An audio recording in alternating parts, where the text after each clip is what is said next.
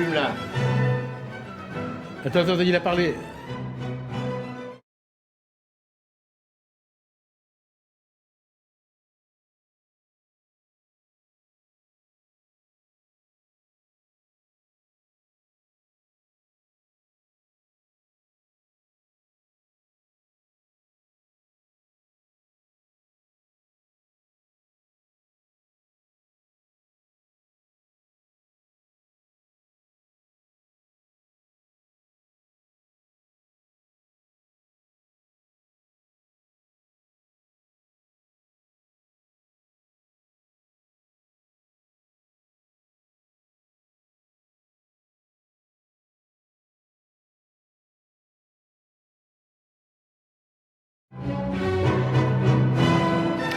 Bienvenue dans Les Enfants de la République, dont vous êtes l'invité Pierre Mazeaud. Bonjour.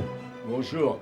Alors votre vie, votre parcours Pierre Mazeaud, fait de vous une figure de la République, un acteur de la Ve République. Vous avez connu tous les présidents de la Ve depuis De Gaulle. Vous avez été ministre des Sports sous Pompidou et Giscard, député, président de la commission des lois à l'Assemblée nationale, président aussi du Conseil constitutionnel, et vous êtes membre de l'Académie des sciences morales et politiques. Et vous êtes aussi un alpiniste émérite. Vous avez dirigé la première expédition française qui réussit à gravir l'Everest, dont vous avez atteint le sommet le 15 octobre 1978.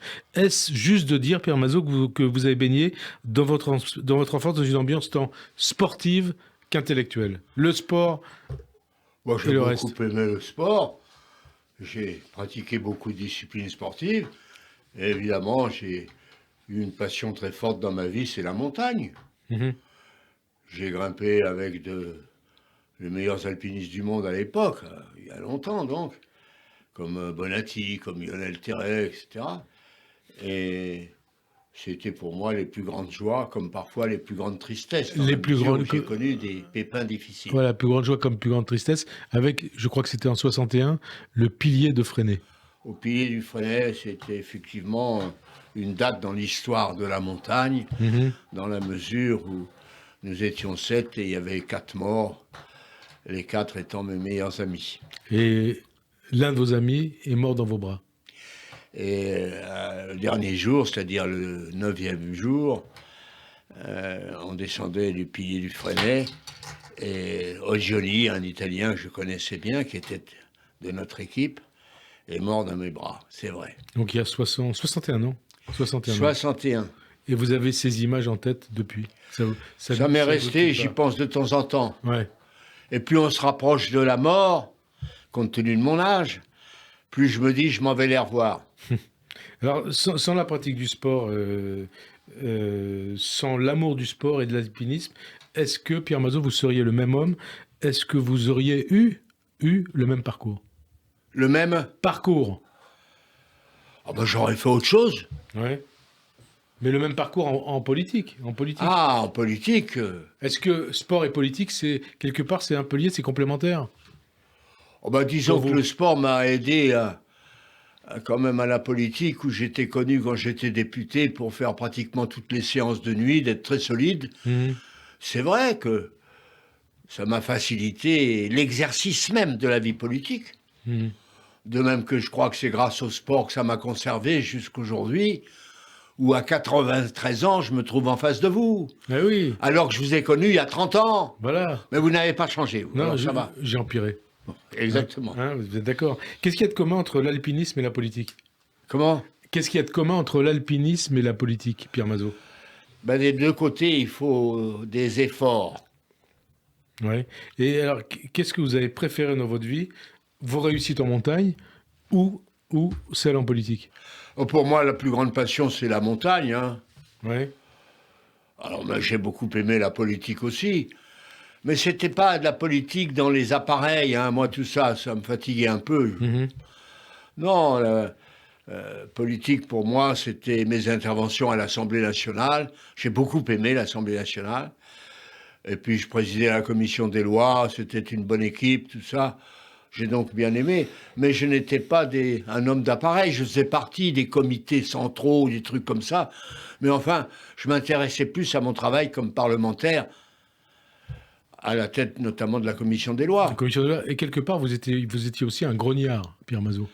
On m'a appelé comme ça, comme grognard de la République. Grognard de la Mais République. c'est un beau nom Oui, oui. que je le prends volontiers pour moi et je remercie ceux qui me l'ont attribué. Et alors, votre parcours en politique est singulier aussi, Pierre Mazot, puisque vous, le gaulliste, vous avez commencé par être anarchiste. Vous avez même, et je précise pour nos auditeurs qui ne le savent peut-être pas, été secrétaire général de la Fédération des jeunes anarchistes. Est-ce que vous assumez toujours aujourd'hui cet engagement anarchiste? Est-ce que vous êtes toujours un anarchiste? Toujours. Ouais. Mais oui, c'est Et dans c'est mes quoi gènes, ça. Et c'est quoi être un anarchiste? Eh ben, c'est être anard, se battre contre tout ce qui nous paraît injuste, quand les choses ne vont pas, etc. Voilà.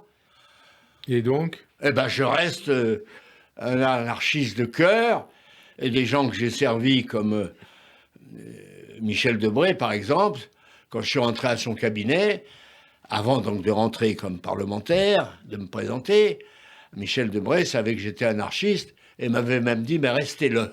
Mhm. Parce que Et je le suis toujours. à l'époque où on reparlera de Michel Debré, à l'époque où vous êtes rentré dans son cabinet, c'était quand, en 61, quelque chose comme ça?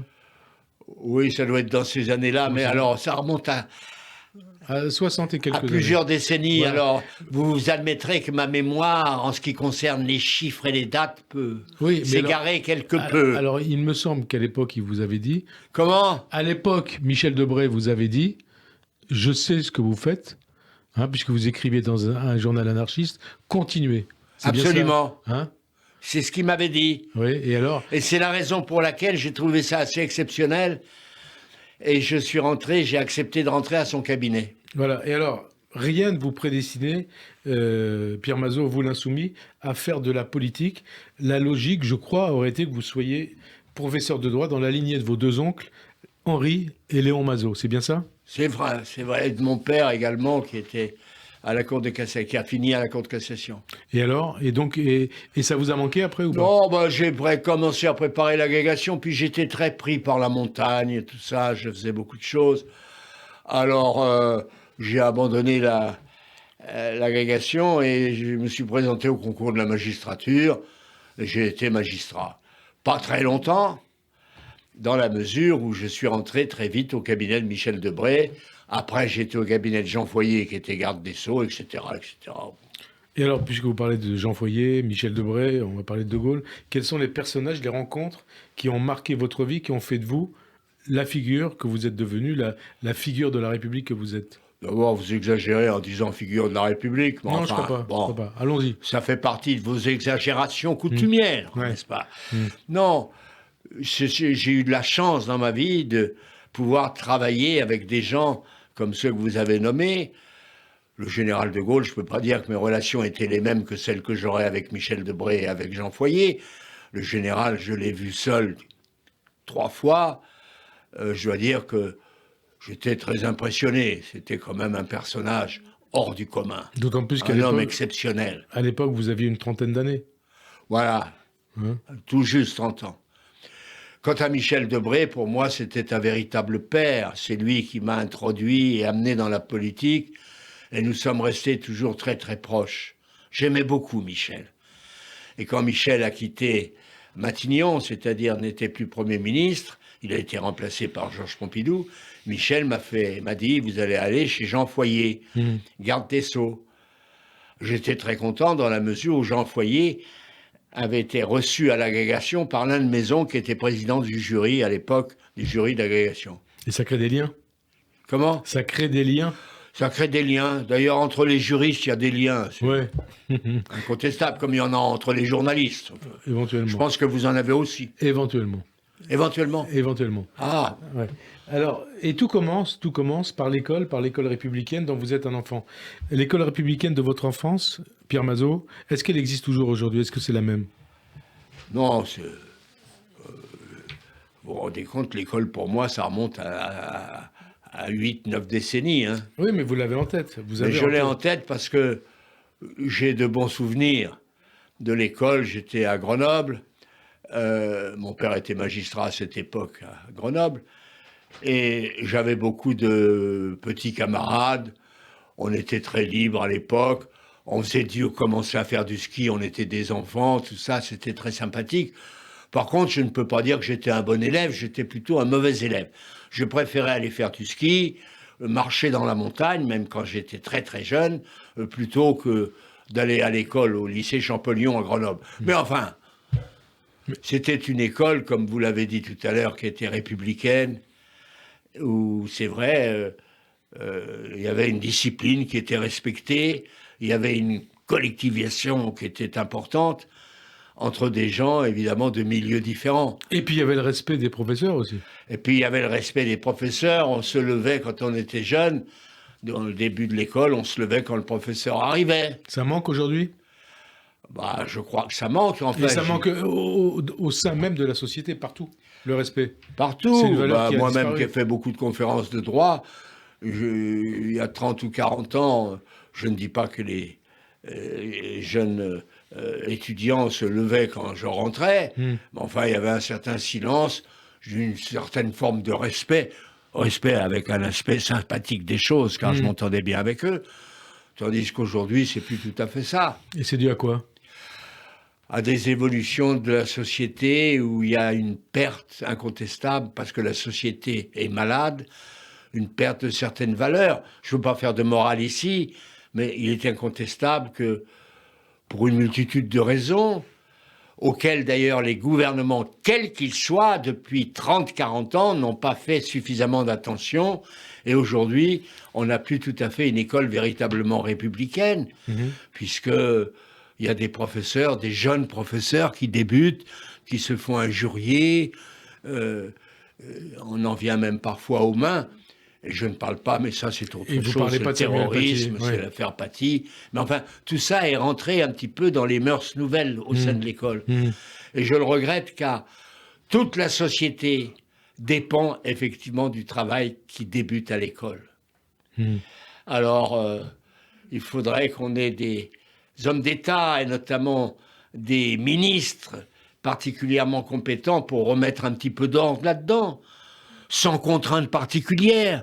Mais on peut amener les enfants, les jeunes qui débutent à l'école à raisonner un peu, et puis, ce qu'on ne fait pas aujourd'hui, leur apprendre un peu ce que c'est que la République, leur rappeler l'histoire de France. Car on ne peut pas vivre dans la République aujourd'hui sans connaître toute l'histoire de notre pays. Enfin, voyons. Or, aujourd'hui, ça ne se fait plus. Ou ça se fait moins. Très peu. Ou très peu. L'éducation civique, ça n'existe plus. Ah non, on ne fait plus l'éducation, c'est vrai. Hein, c'est terminé. Tout ça, c'est regrettable. Mais c'est un gros chantier. Ouais. Remarquez, c'est sans doute le plus important, mais ce n'est pas le seul. Car je vous entends à la radio, j'entends tous les journalistes dire bah, ça ne va pas dans la justice, ça ne va pas dans la santé, ça ne va pas dans ceci, ça ne va pas dans cela. Ça a l'air d'aller nulle part. D'ailleurs, les journalistes se plaisent à ne faire connaître que ce qui ne va pas. Or, il y a des choses qui vont pas mal quand même. Lesquelles, par exemple?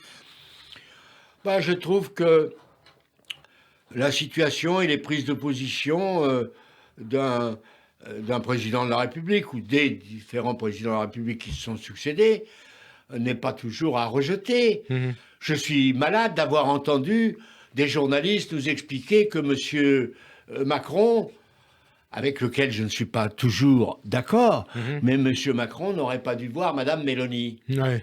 Mais enfin, qu'est-ce que ça veut dire? Elle est élue. Alors, on précise des choses. Mme Mélanie, la nouvelle première ministre italienne. Oui. Hein, on lui a reproché notamment. Sandrine Rousseau. Ce qu'on a reproché, j'ai pas besoin de le mais dire. on précise pour nos auditeurs. Je le sais. Sandrine Rousseau a dit c'est une honte. D'avoir été fasciste et tout. Bon. Mais elle est élue, désignée par le président de la République comme première ministre. Or, le chef de l'État français ne pourrait pas l'avoir. Il devait l'avoir. Ouais. Il l'a fait. D'ailleurs, je dois dire que sur l'Europe, dans la mesure où à l'heure actuelle, entre la France et l'Allemagne, ça se distend quelque peu. Il serait peut-être pas mauvais qu'autour de la France, il y ait des pays comme l'Italie et d'autres. C'est important, ça. Parce que l'Europe, il y a des votes à Strasbourg sur un certain nombre de textes qui seront retenus en fonction de la Constitution française et des traités. Alors, il vaut mieux avoir des amis. Alors, on reparlera de ça tout à l'heure. La Ve République, Pierre Mazeaud, ça a compté pour vous, ça compte. Bien sûr. C'est quoi votre souvenir le plus lointain de la Ve République? Mon souvenir le plus lointain, bah, écoutez, c'est quand même la Constitution qui a été proposée au peuple français qui a d'ailleurs été accepté, voté par une très large majorité. On sortait des 3e, des 4e républiques, où on avait des gouvernements qui duraient, comme certains, des gouvernements Marie ou Gaillard, qui duraient quelques jours, allons jusqu'à quelques mois peut-être, mais il fallait retrouver un peu d'ordre, et puis avoir des gouvernements qui se tiennent pour qu'on puisse faire avancer les choses. Il y a un grand changement. Le général de Gaulle, depuis longtemps, y pensait. Il l'avait d'ailleurs dit à Londres pendant les années de guerre, quand il se trouvait de l'autre côté de la Manche, qu'il était à Londres. Il avait dit ce qu'il fallait faire dans l'avenir. Et puis, à la même époque, alors qu'ils ne se connaissaient pas, Michel Debré, pendant la Résistance, écrivait un très joli petit livre, un texte qui rejoignait exactement les lignes de Gaulle. C'est la raison pour laquelle, à mon sens, le général a demandé à Michel Debré de faire la Constitution. Alors, nous sommes pratiquement 60 ans, jour pour jour, après le référendum du 28 septembre 1962. Est-ce que vous considérez toujours que c'est une faute d'avoir fait ce choix de l'élection du président de la République au suffrage universel? Je vais vous dire, on sait que je n'ai jamais été favorable. D'ailleurs, je crois vous l'avoir déjà dit à vous-même. Je l'avais fait savoir au général, j'avais fait connaître mon point de vue.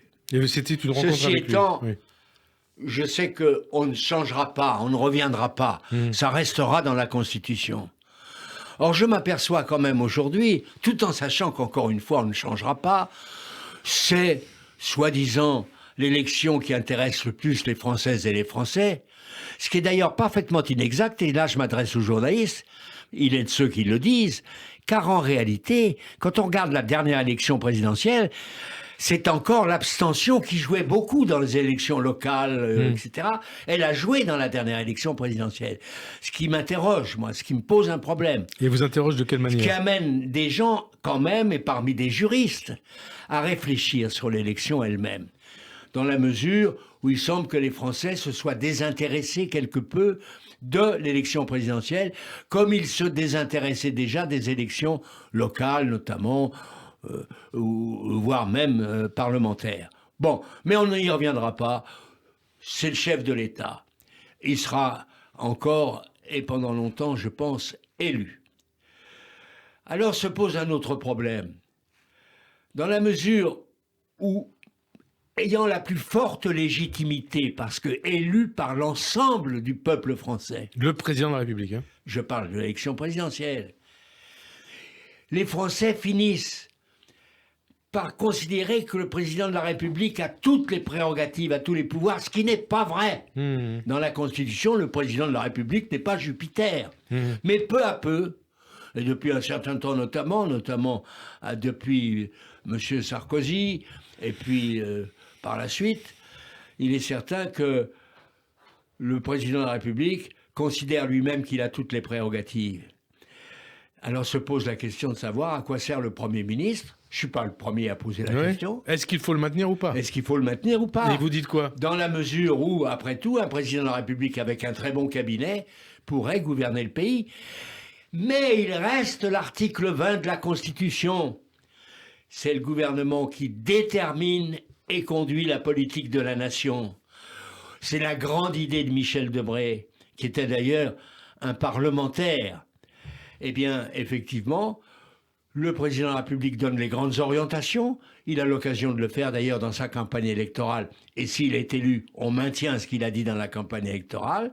Il détermine, et c'est le Premier ministre avec le gouvernement qui conduit la politique qui a été déterminée. Tandis qu'aujourd'hui, le président de la République détermine et conduit lui-même. Donc le Premier ministre, on ne sait pas à quoi Alors il on peut se poser la question du Premier ministre. Il y en a, c'est pas moi qui le dis, mais il y a des bons juristes, des bons constitutionnalistes qui sont posés de temps à autre et qui se posent la question de savoir si est-ce qu'un Premier ministre est nécessaire. D'ailleurs, on a été entendre un jour un président de la République dire de son ministre qu'il était un collaborateur. Collaborateur, Nicolas Sarkozy, François Fillon. Un point d'histoire, Pierre Mazeaud.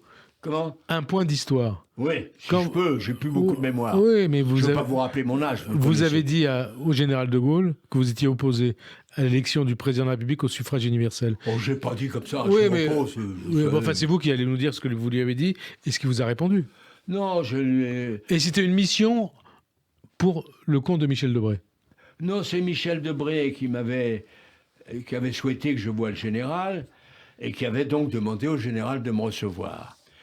Je dois dire que le général connaissait bien ma famille, notamment les professeurs de droit, et le général m'avait reçu. Mhm.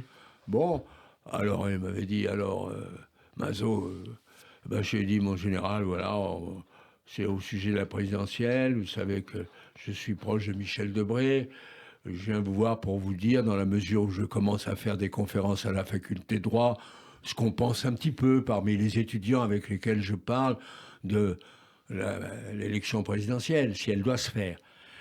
Alors il m'a dit, bon, ben, je vous écoute. J'avais appris un peu la leçon par cœur auprès de Michel Debré sur le plan purement institutionnel et j'ai récité ma leçon. Le général n'a pas dit un mot, il m'a donné l'impression de m'écouter et à la fin il m'a dit mais je vous ai entendu Mazot, mais je connais vos arguments, ma décision n'est pas encore prise. Mais Bon, bah, à ce moment-là, on se lève et on dit au revoir au général. ouais, et on était en 62. Et alors après, avec Michel Debré, le général, par la suite, va aller à l'élection présidentielle. Et Michel me dira, mon petit Pierre, la fidélité nous impose. Et c'est vrai que j'ai voté pour l'élection présidentielle. Donc au référendum. Au référendum. Et donc Michel Debré, lui aussi, était opposé à l'élection du Il président. était très proche du système anglais. Ouais. C'était un pas. Il aimait le Parlement. Le Parlement, c'était sa vie. Et je dois dire que j'ai aimé, mais à ma petite échelle, je ne peux pas me comparer avec des gens auprès desquels je ne suis absolument pas comparable. Mais je veux dire que la vie démocratique, c'est l'Assemblée nationale. Est-ce que ça veut dire, quelque part, que François Mitterrand avait raison de parler de cette élection comme d'un coup d'État permanent? Oui, le coup d'État permanent, oui. Bon, moi j'ai bien connu François Mitterrand, que j'ai d'ailleurs respecté, même si j'étais pas d'accord et que je combattais sur le plan de la politique. Mais enfin, je le faisais notamment quand il était parlementaire. Après, ministre, il a été président de la République. Mais on a eu plusieurs occasions de se rencontrer. C'est un homme que je respectais. D'ailleurs, je respecte le président de la République. Moi, c'est Quel comme qu'il ça. soit, hein. Quel qu'il soit. Quel qu'il soit. Quel qu'il soit. Ouais. Mais je ne m'empêche pas, tout en respectant les gens, de les combattre. Bien sûr. Et si demain, par malheur, j'ai madame, comment elle s'appelle, Marine Le Pen, je la combattrai. Ouais. Mais si il y a madame Le Pen, les Français auront une lourde responsabilité. Pourquoi? Les journalistes aussi. Pourquoi? Parce que les journalistes, à force de les avoir attaqués, en font des martyrs. Hein?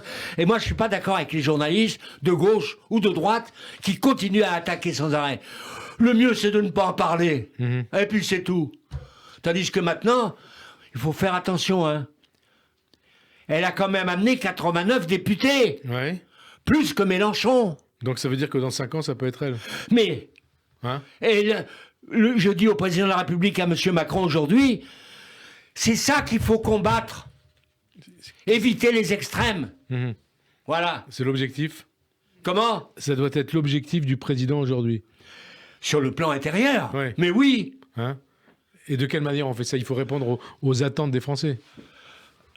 Il faut répondre aux attentes des Français. Oui, il y a des demandes qui doivent être satisfaites, ça c'est évident. Moi, je ne suis pas aux affaires. Et puis d'ailleurs, j'aurais été incompétent pour pouvoir résoudre ces problèmes. Mais je veux dire, faire attention à la montée des extrêmes. Et je m'aperçois que c'est pas simplement dans notre pays, c'est dans le monde entier. Ouais. Alors on parle de l'Europe parce qu'il y a l'exemple de la Suède récente, il y a l'exemple de l'Italie, on dit attention, attention. Mais c'est dans le monde. Vous savez qu'aux États-Unis, M. Trump n'a pas perdu. Hein? Bon. Et encore là, les journalistes attaquent M. Trump, à tel point qu'aux États-Unis, il y en a qui commencent à dire des journaux français, des journaux étrangers, on en a assez, ils attaquent Trump, eh bien ils l'auront. Comme ça, ils seront contents. Il faut faire attention. On verra ça dans 2 ans. On revient sur votre carrière, votre parcours, Pierre Mazot. Oui, parce que c'est plutôt un parcours qu'une carrière. Oui, un parcours. C'est pour ça que je me suis repris. La carrière des journalistes. Vous n'êtes pas carriériste, c'est votre parcours. Georges Pompidou, il vous nomme ministre des Sports en 1973. Quel souvenir vous avez de lui, de Georges Pompidou? Parce qu'on l'a mal connu. Moi, je peux dire assez bien connu, dans la mesure où, vous savez, c'était le départ avec Chirac et quelques autres, Dano, etc., des jeunes loups. C'était Pompidou qui avait voulu qu'on reprenne le Limousin en main.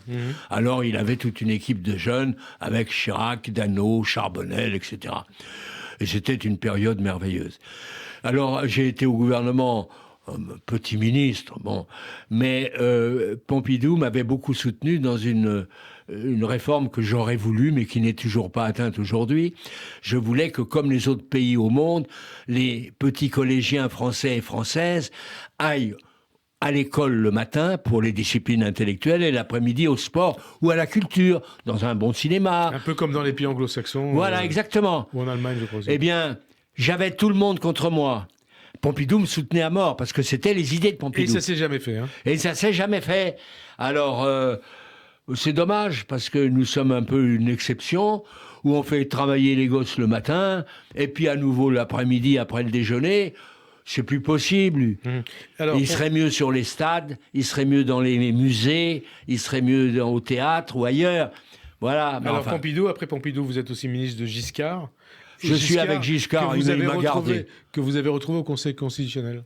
Comment ? Que vous avez retrouvé au Conseil constitutionnel. Ah oui, mais c'est là où moi j'étais président et lui était membre. Voilà. Et alors, les relations avec Giscard, avec les centristes, avec Bayrou aussi, comment ça s'est passé ? Ah, ça, c'est... Giscard, je l'ai bien connu parce que je l'ai fait faire beaucoup de ski, on a fait beaucoup de choses ensemble. Ouais. Bon, mais quand il était président de la République, il était déjà éloigné. Je dois dire que je le retrouverai au Conseil constitutionnel. Donc, et après le Conseil constitutionnel, je le retrouverai à l'Institut, puisqu'il était membre de l'Académie des Lettres. Bien. Bon, mais c'était un homme, il était un peu spécial, il pensait qu'il détenait la vérité, etc. Il avait tort. Bon. Mais je ne dis pas qu'il a tort, il a fait de bonnes choses, et puis il en a fait le moins bonnes. Et Bayrou, je crois, vous l'aimez pas beaucoup. Ah, mais ça, c'est autre chose, c'est un petit, ça. Pourquoi ? Il n'est pas président de la République, il a espéré l'être, il espère encore. Ouais. Il nous a expliqué il y a peu de temps. Ah, mais pour la prochaine, oui, je suis toujours là. C'est ici qu'il a dit ça, je suis Comment ? prêt. C'est ici, à Radio J, qu'il a dit ça. Ah, c'est ici, chez vous ? Je suis prêt. Et vous l'avez pas engueulé ? Non, vous avez eu tort. Ah oui. Ah ben oui, il faut que les journalistes prennent position quand même. Et qu'est-ce que vous auriez dit face à lui ? À lui, s'il m'avait dit ça, j'aurais dit ce que je lui ai toujours dit. C'est-à-dire ? Bon, écoutez, c'est un gros mot. Alors, allez-y, Non, mais non. Mais c'était quoi ? Bon, non, je laisse les gens dire des conneries. Je laisse les gens dire des conneries quand ils sont cons. Ah voilà, c'est ça que vous lui aurez dit. Oui, non, mais ça va. À Bayrou, vous aurez dit ça. Donc Mitterrand, vous l'avez connu et pratiqué. Après les 2 septennats de Mitterrand, c'est Giscard, votre copain, votre ami, Chirac, qui devient président. Ah ben Chirac, j'étais moi content qu'il soit président de la République. Ouais. Ouais. D'ailleurs, je trouve qu'il a été un bon président de la République. Pas partout, pas toujours. Mais il a su en tous les cas être gaulien. Quand il a dit là-bas aux Nations Unies, enfin fait dire par Villepin, aux Nations Unies, ce qu'il pensait de la guerre de l'Irak, il avait raison. Jacques était un gaulliste, il a su dire non. Il a su dire non comme De Gaulle. Est-ce que Macron, il sait dire non ? Est-ce que Hollande a su dire non ? Est-ce que Sarkozy a su dire non ? Oh, moi je dirais pas de mal de Hollande. Je m'entends bien avec Hollande. Il est sympa, il est même drôle, etc. Mais enfin, il n'a pas eu beaucoup de chance parce qu'il manquait d'autorité vis-à-vis de ses propres troupes. Et alors, il est tombé à cause des frondeurs. Les frondeurs, mais alors, justement... Moi, j'en ai assez de ces frondeurs, là. Alors voilà, maintenant, on veut en remettre partout dans la sauce des frondeurs, dans la mesure où on discute sur le 49.3. On en parlera peut-être tout à l'heure. Ben si, c'est ça, les frondeurs. Attends, oui, mais les présidents, il y a un point commun entre tous ces présidents de la 5e ? Il y a un point commun. Entre tous ces présidents de la République, présidents de la Ve Vous me République. permettez de dire qu'ils sont quand même le point Parce commun. que vous les avez tous connus, quand Ils même. sont quand même pas bêtes, c'est des gens intelligents. D'ailleurs, le dernier, à l'heure actuelle, c'est une des grandes de ses qualités. Macron est un homme particulièrement intelligent, c'est incontestable. Il lui manque quelque chose ou pas, Macron? Mais les gens n'ont pas tout. Mhm. Et il lui manque effectivement de se rendre compte que c'est à lui qu'appartient l'autorité et qu'il faut remettre un petit peu d'ordre dans tout ça. Voilà. Et Je alors, l'ai déjà dit. Et alors, Je ne suis pas d'accord surtout avec Macron. il y a des critiques, puisque c'est un peu l'actualité aussi, beaucoup de critiques autour du recours au 49.3 par le gouvernement pour avoir fait voter le budget. La gauche parle même d'une pratique antidémocratique. Vous, l'ancien président du Conseil constitutionnel, le 49.3, c'est Mais moi, antidémocratique? je suis pour le 49.3. Oui, pourquoi? Même, je vais vous étonner, pour le retour au 49.3 de la Constitution de Michel Debré. Avant 2008, hein? Bien sûr, Avant la réforme de 2008. réformes de 2008, dites Sarkozy, sont toutes à supprimer. Tout à supprimer, c'est-à-dire quoi, par exemple? Pourquoi simplement 2 mandats à la présidentielle? Alors voilà ce qui se passe. Monsieur Macron se représente, il est élu. Maintenant, alors les ministres des Finances, le ministre de l'Intérieur et d'autres se battent pour les prochaines élections, puisque de toute façon Macron ne peut plus se présenter. La même chose à gauche. Mais ça veut dire quoi? Quelle connerie d'avoir fait ça. Il faut laisser les Françaises et les Français libres de leur choix. Et puis, comme ça, on n'aura pas de bataille présidentielle au sein des mêmes familles politiques. Bon, le général de Gaulle s'est présenté au dernier moment, qu'on me permette de le dire, et d'autres présidents, quand ils ont fait 2 mandats, sont présentés au dernier. Si les Français ne veulent plus du candidat, eh ben, ils votent plus pour lui. Et qu'est-ce qu'il faudrait revoir dans la Mais il Constitution? y en a d'autres. Pourquoi est-ce qu'on a beau dire, pour faire plaisir aux parlementaires, ah ben si vous êtes ministre, qu'on vous fout à la porte, alors vous retournez à l'Assemblée. Michel Debré était profondément contre cette position. Quand on va au gouvernement, on prend ses responsabilités. Maintenant, c'est pire. Ils s'en vont, même sans être foutus à la porte. C'est d'eux-mêmes, pour gêner le président de la République, qui peuvent dire « je m'en vais ». Donc ça veut dire que la réforme de 2008 de Nicolas Sarkozy... Toutes les réformes de 2008 sont aberrantes. Ouais. Hein? Et vous croyez qu'on peut revenir dessus? Puisque Emmanuel Macron veut Pour moi, réformer... c'est l'essentiel de la réforme constitutionnelle à faire aujourd'hui. C'est de revenir sur un certain nombre de dispositions qui ont été prises en 2008 et qui sont des erreurs. Lesquelles? Donc à part le... On a modifié profondément le 49.3. Ouais. Autrefois, c'était sur tous les textes. Ouais. Rocard a utilisé 28 fois le 49.3. Tandis qu'aujourd'hui, alors on nous a sorti non seulement le 49.3 en matière budgétaire, etc. Bon. Et puis, personne n'y a compris. Je dois le dire d'ailleurs, je me permets de le dire à un journaliste, il faudrait qu'il le sache, qu'il le dise à tous ses confrères, mais enfin, c'est pas simplement le passage de la loi sans vote, parce qu'il y a la motion de censure, c'est ça qui compte dans le 49.3. Mes amis politiques, moi je vous dépose le 49.3, si vous voulez pas du texte, vous votez la censure. Et les types qui sont tellement courageux, ah oui, mais alors là, ils vont pas me soutenir pour les prochaines élections, alors j'y vais pas. C'est comme ça qu'on a une stabilité gouvernementale. 49.3, d'ailleurs, je vais vous dire, le grand doyen Vedel, meilleur constitutionnaliste reconnu comme tel dans le monde entier, a dit, la 5e République du général de Gaulle, c'est 1. L'élection présidentielle au suffrage universel. 2, la création du Conseil constitutionnel. 3, et a-t-il ajouté, et surtout 49.3. Voilà un homme qui avait tout compris. Alors 49.3, justement, quand vous voyez que, c'est récent, hein, dans cette motion de censure présentée par la NUPES, elle a été votée par les députés Rassemblement National. Alors c'est pas à moi qu'il faut poser les questions, mais demanderai à Madame Le Non, Pen. mais qu'est-ce que vous en pensez? Qu'est-ce que ça vous inspire? Est-ce que c'est un tournant politique? C'est quoi? C'est un axe entre l'extrême gauche et l'extrême droite? Dans ce sens-là, c'est pas un tournant, mais en tous les cas, ça vous choque permet, ou pas? mais ça permet aux journalistes de parler un petit peu. Très bien. De toute façon, ils n'ont pas eu la majorité absolue pour faire voter la censure, Madame Le Pen a joué un rôle qui lui permettait de critiquer particulièrement les Républicains. C'est un peu sa prise de position, qui n'était pas la prise de position première. Elle avait laissé entendre qu'elle ne le soutiendrait pas, etc. Bon. Alors elle a évolué pour des raisons politique interne au Front National, en disant et en montrant dans son discours que ceux qui étaient les plus mauvais de tous, c'était les Républicains, les LR, je sais pas, etc. Bon, donc ils ne prenaient pas position, tout en prenant position, sans prendre position. Bon, ça c'est des affaires de cuisine, mais je pense pas que ça dure. Ceci étant, je suis contre les extrêmes, alors. Aussi bien l'extrême gauche que l'extrême droite? Oui, d'ailleurs, à l'extrême droite, je suis pas d'accord. Je n'ai jamais été avec même le premier d'entre eux, avec Le Pen. Je me souviens de mes batailles à l'Assemblée avec lui, quand il était élu, il y a longtemps. Et puis, avec l'extrême gauche, même si j'étais libertaire, j'avais une certaine liberté, tandis qu'aujourd'hui, je ne suis pas d'accord avec ces théories. J'ai même de la peine quand une femme comme Madame Rousseau dit de telles conneries. Lesquelles, par exemple? Oh, bah écoutez tout, je veux pas revenir sur... D'accord. Alors, autre chose. Écoutez, il faut l'entendre dire que faire un barbecue, c'est... Non, enfin, on est où? C'est ça, la politique? Ben, je sais pas la question que je vous pose, oui. Hein? C'est la question que je vous pose. Est-ce que c'est ça, la politique? Non, c'est pas la politique, ça. Ouais. Enfin, que ça veut dire? Et puis maintenant, elle attaque les hommes et tout, enfin tout, et puis elle n'est pas la seule. Ouais, mais on va vous dire, c'est les excès du féminisme. Mais moi j'adore les femmes, et puis je les respecte. Ouais. Mais enfin, qu'on nous fasse pas. Non plus, la presse ne s'intéresse qu'à ça. Hein. Les 5 ans de MeToo, ça vous inspire quoi? Les MeToo MeToo, ça vous inspire quoi? Je m'aperçois qu'il y a un retour du balancier. C'est-à-dire? Trop, c'est trop. Pourquoi? Elles ont été trop loin. C'est-à-dire? La femme à qui on a touché la cuisse un soir au théâtre. Ouais, ça mérite... Faut pas exagérer. Ouais.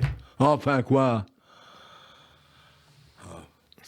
Trop, c'est trop. Alors, il y a un retour de balancier. Elles vont en prendre plein la figure. Mais trop, c'est trop, ça veut dire quoi? Elles vont en prendre plein la figure, ça veut dire quoi? Mais trop, c'est trop. Si vous comprenez pas, il faut aller à l'école. À l'école républicaine. Allez-y. Non, mais qu'est-ce que ça veut dire? Elles ont été trop loin et trop vite. Les femmes? Elles sont contre tous les hommes, alors maintenant, oui, je vous dis, on peut plus faire de barbecue, je sais pas quoi, moi j'en fais pas, je sais pas. Bon, enfin, merde. Ouais. Hein? Elles en ont besoin de temps en temps. Des hommes. Ah, des hommes, oui. Ouais. Et donc, à votre époque, quand vous étiez en politique, qu'est-ce que ça aurait eu comme conséquence? Oh ben, on pensait pas à ça. Ouais. C'était des périodes qui ont suivi la guerre. Au contraire, c'était sympa, quoi. C'est-à-dire? Ben, on avait des amis qui étaient des femmes charmantes et gentilles, quoi. Mais ça veut dire quoi, charmante et... Ah, bah écoutez, vous prendrez le dictionnaire. Ouais, le Larousse, ou si vous préférez le Littré. Ou le petit Robert. Hein? Ou le petit Robert, oui. Mais charmante et gentille, ça veut dire quoi? Hein? Charmante et gentille, ça veut dire quoi? Ben, je sais pas, il y avait dans les facultés de droit, c'était sympa. On était des étudiants tous ensemble. On allait bouffer ensemble, on allait au Dupont ensemble.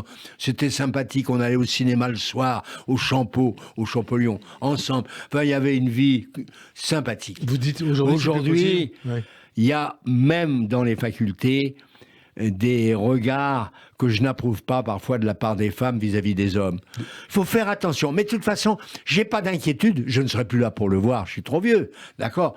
Mais j'ai pas d'inquiétude. Il y a le retour du balancier. Les femmes ont été trop vite et trop loin en attaquant les hommes comme elles le font aujourd'hui, à tel point qu'il y aura un certain nombre de femmes qui diront « mais on en a quand même besoin, des hommes, c'est pas si mal non plus ». Et il y aura un retour de balancier. Voilà ce qui sera de tout mais tout. D'ailleurs, il y a des femmes remarquables. Hein? Madame Badinter est une femme exceptionnelle. Elle n'épouse pas toutes les théories de tout MeToo, là, je sais pas quoi. Et puis, qu'on me permette, je le cite beaucoup parce que c'est une très grande actrice. C'est le papier de Deneuve dans le Monde qui disait « mais moi, j'aime bien draguer ». Voilà une femme qui dit vraiment ce qu'elle pense et ce qui est. Et vous avez bien aimé draguer? Mais je ne vais pas vous raconter ma vie privée. Non, mais j'ai une question après, vous répondez ce que vous voulez. Oui. Mais alors aujourd'hui, je suis en prison, quoi. Vous croyez? Ah ben, je sais pas. Vous dites ça aujourd'hui? J'aurais pu être en prison si ça existait MeToo à l'époque? Non, parce que je suis tout à fait contre le viol. Alors, donc, c'est pas des choses. Je trouve que le viol, c'est dramatique, c'est lamentable. Enfin, faut pas non plus en faire toute une doctrine. Alors, là, c'est pas une doctrine, c'est Alain Perfit. 76, il parlait déjà de mal français. Est-ce que le mal français, il est toujours là? Est-ce qu'il est incurable? C'est quoi le mal français aujourd'hui? Oui, je crois Parce que vous l'avez connu, Alain Perfit, aussi. Oui, bien. J'ai bien connu Alain, qui je m'entendais d'ailleurs très bien. Mais le mal français, c'est le mal de notre société. On n'est pas les seuls, d'ailleurs. Il pourrait dire le mal d'un grand nombre de pays du monde, pour ne pas dire le monde entier. Bon, c'est vrai que c'était au moment où la Chine commençait à se lever. Le général, ne l'oublions pas, a reconnu quand même la Chine. Alain Perfit, quand la Chine s'éveillera. Hein. Et quand la Chine s'éveillera. Bon, il avait toute une équipe pour travailler avec lui, donc ils ont fait ce bouquin qui a une certaine résonance, sans aucun doute. Mais on s'aperçoit aujourd'hui que le général voyait bien les choses. La Chine est devenue l'un des plus grands pays du monde, et dans quelque temps, Monsieur Xi Jinping sera le chef d'État, le maître du monde. Le maître du monde. Le maître du monde. Il faut donc y prêter attention. Et j'ai oublié de vous poser une question tout à l'heure. Est-ce que la solution, puisque la politique, c'est en vous, est-ce que c'est comme l'a affirmé Nicolas Sarkozy, une alliance entre Emmanuel Macron et la droite LR? Bon, ça, on va voir ce qui va se passer. Ils ont, au sein de LR, des Républicains, ils ont un congrès en décembre pour désigner le futur président de LR. Il y a plusieurs candidats, Monsieur Ciotti, Monsieur Retailleau et puis Monsieur Retailleau du Sénat, et puis un troisième qui est du Lot, c'est ça. Ben, ça, on verra. Mais Sarkozy, effectivement, il pense à renoncer à y aller lui-même, hein, ça c'est évident. Mais moi, je ne sais pas. Évidemment, aujourd'hui, il dit vous serez dans une situation impossible. Si c'est Ciotti qui est élu, à ce moment-là, il y a un rapprochement avec le Front National. Si ce n'est pas Ciotti, je ne peux pas parler de Pradier que je ne connais pas, mais si c'est Retailleau, eh bien, c'est à nouveau vers Bayrou et le centre, quoi. Alors, je ne prends pas position aujourd'hui tant que je ne sais pas comment les choses vont se passer. On va parler d'un sujet plus grave, c'est la guerre en Ukraine. Qu'est-ce qu'elle vous inspire, la guerre de Poutine en Ukraine? Vous êtes gaulliste? Vous êtes gaulliste depuis oui, parce que je suis gaulliste, je vais vous répondre. Alors, mais je vous pose la question, est-ce que vous dites que le soutien à l'Ukraine est un acte de résistance du monde contre le totalitarisme russe, contre cette guerre de Poutine? Bon, il est évident que c'est une guerre totalement injuste, et qui dépend de la décision de M. Poutine, pour un certain nombre de raisons, y compris d'ailleurs, je mets ça entre parenthèses, mais y compris des raisons historiques. Je ferme la parenthèse. Mais c'est une guerre absurde et d'une violence inouïe. Entre deux peuples frères. Hein. Comment ? Entre deux peuples frères. Entre deux peuples frères qui l'ont été depuis très longtemps et qui ont une culture d'ailleurs très proche. Bien. Alors c'est évidemment navrant. Donc il faut penser à arrêter ça.